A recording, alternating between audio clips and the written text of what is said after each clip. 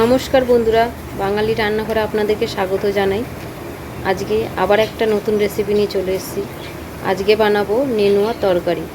তো নেনুয়াটা আমি কিভাবে বানাচ্ছি আপনারা দেখতে থাকুন।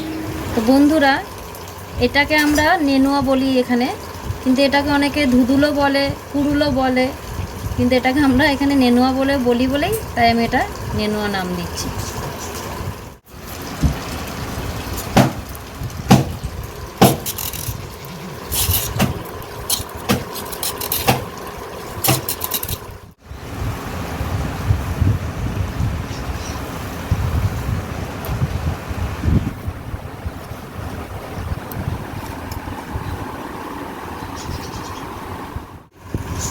সব নেনুয়াটাই কাটা হয়ে গেছে, এবার আলুটা কেটে নেব। পেঁয়াজ দিয়ে করলে ভালো হয়।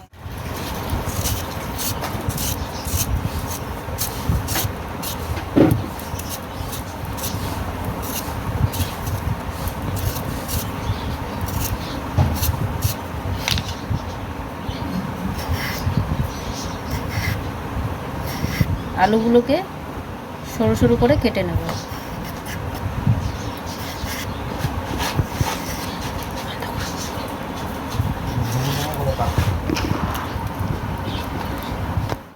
সবজিটা কাটা হয়ে গেছে, এবারে ধুয়ে নেব। কড়াটা বসিয়ে দিয়েছি, গরম হয়ে গেছে। এবার দিয়ে দেবো সর্ষের তেল। তেলে দিয়ে দিচ্ছি কালো জিরে আর একটা কাঁচা লঙ্কা ফোড়নে। কেটে রাখা আলুটা দিয়ে দিচ্ছি। বন্ধুরা, এখানে পোস্ত নিয়ে নিয়েছি, পোস্তটা এবার বেটে নেব।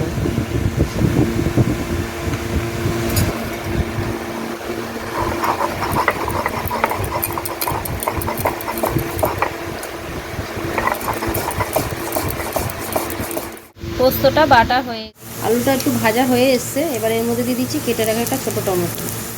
এবার টমেটোটার মধ্যে দিয়ে দিচ্ছি নুন, যাতে তাড়াতাড়ি টমেটোটা সিদ্ধ হয়ে যায়। দিয়ে দিচ্ছি 1 চামচ মতন হলুদ গুঁড়ো,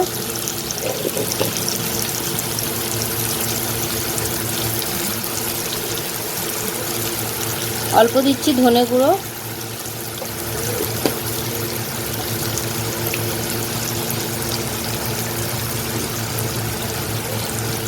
এক চামচ মতন জিরের গুঁড়ো,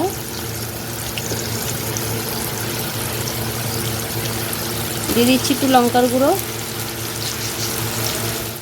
এবার মশলাগুলো দিয়ে আবারও ভালো করে একটু কষিয়ে নেব। মশলাটা কষানো হয়ে গেছে, এবারে কেটে রাখা নেনুয়াগুলো দিয়ে দেবো।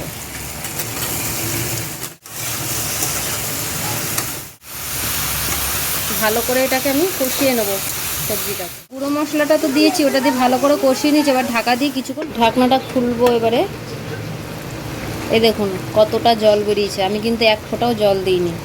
এই জলেই তরকারিটা পুরোপুরি হবে।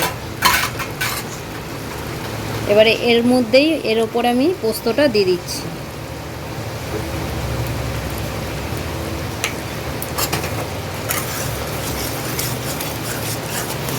জলটাকে ভালো করে শুকাতে হবে, নাহলে তরকারিটা খেতে কিন্তু ভালো লাগবে না।